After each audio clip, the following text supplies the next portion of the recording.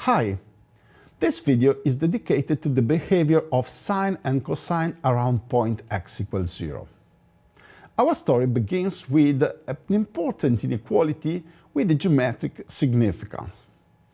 As we know, cosine x and sine x are respectively the abscissa and the ordinate of a point on a circle of radius 1.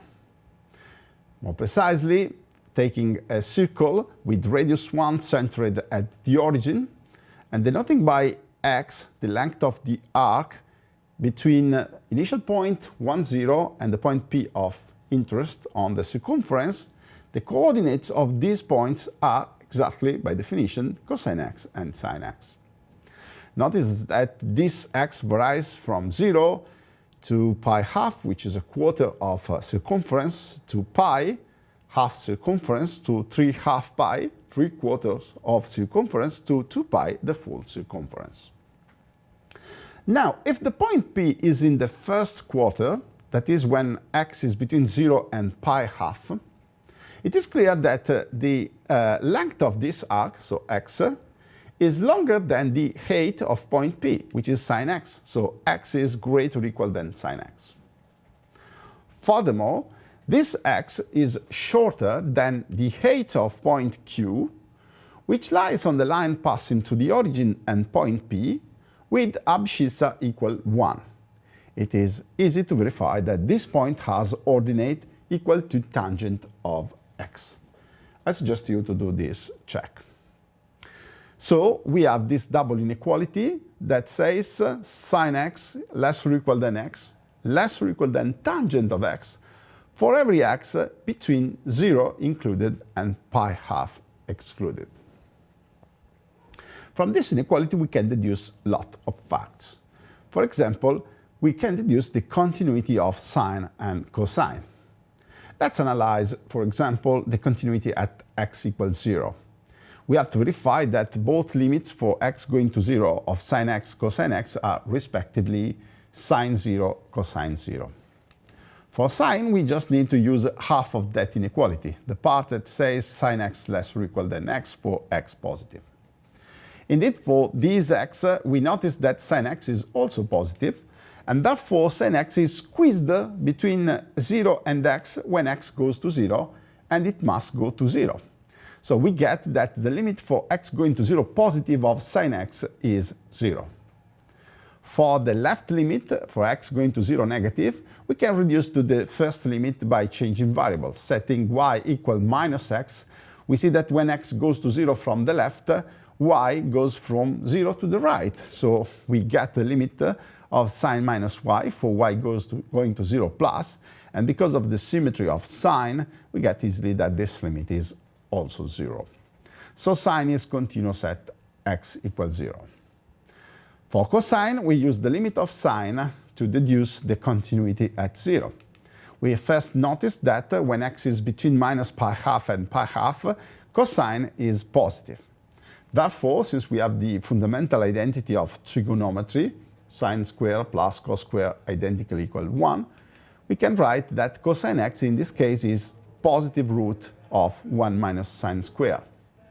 So when we take the limit for x going to 0, since sine x goes to 0, the argument of the root goes to 1, and since the root is itself continuous, it goes to the root of 1, which is exactly the value of cosine 0.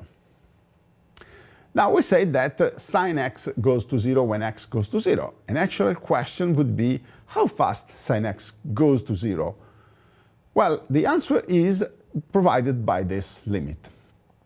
This says that the limit for x going to 0 of sine x over x is 1. That means that sine x goes to 0 as x. We can prove this limit again by using that inequality we proved at the beginning of this video.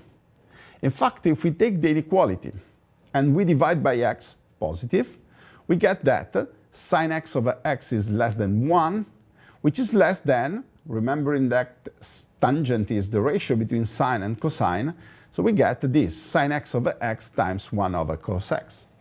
And isolating sine x over x, we get that this quantity is bounded above by 1 and below by cosine x. Now, if we let x going to 0, positive, we see that cosine x and 1, they squeeze sine x over x to go to 1. So the right limit of this ratio is 1. For the left limit, we use the same trick we have seen before for the limit of sine. So we change variable and we transform this into the right limit, and we easily get that the value of the ratio is 1. Now we know that sine x goes to 0 as x. So if we look at the gap between sine x and x, so the difference, we may be interested in comparing with something going to 0 because it goes to 0. And in fact, it turns out that the right comparison is with x. Indeed, if we break the fraction here, we have that this is sine x over x minus 1 that goes to 0. This says that sine x minus x is a little order of x, a little o of x. Or in other words, we have this formula, sine x equal x plus little o of x. This nice formula tells two important geometric and numerical facts. From the geometric point of view, we can see that sine, which is this oscillating wave, looks like this straight line around x equals 0.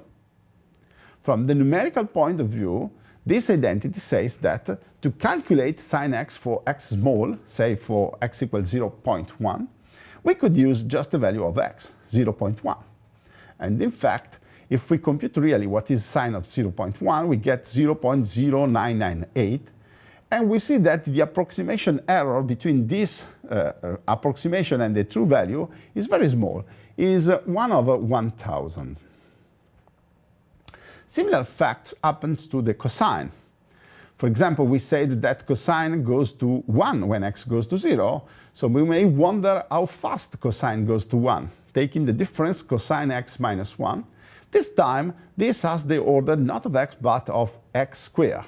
And more precisely, the ratio between cos x minus 1 and the minus x squared divided 2 goes to 1 when x goes to 0. You can easily prove this limit just by a simple trick, multiplying and divided by cosine x plus 1 and reducing this to the limit of sine. I suggest you to do this check. From this limit, it follows that if we consider the gap between cosine x and this second degree polynomial, 1 minus x squared over 2, well, this gap clearly goes to 0 when x goes to 0 because both cosine and the polynomial go to 1. But if we compare this gap to x squared now, we have that splitting the fraction into cos x minus 1 divided x squared and plus 1/2, you see that this sum goes to 0. So this means that the numerator is smaller order of the denominator, so it is a little o of x squared. And this allows to write this formula. Cosine x is 1 minus x squared over 2 plus a little order correction, which is a little o of x squared. From the graphical point of view, this means that the graph of cosine around x equals 0 looks like the graph of the parabola 1 minus x squared over 2. And from the numerical point of view, it means that to compute cosine x for small values of x, we may use this polynomial 1 minus x squared over 2. So for example, we could say that cosine of 0.1 is equal to 0.995, whereas the true value is exactly this one, 0.9950041, and so on. As you can see, the error, the approximation error is very small. In this case, it turns out to be less than 1 over 100,000. Not so bad.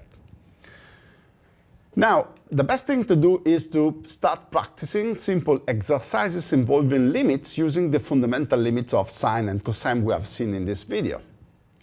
Then, for example, you could complete the proof of the continuity of sine and cosine at a generic point x star. We did at x star equals 0, and demonstrating this inequality that you will find many times in next future.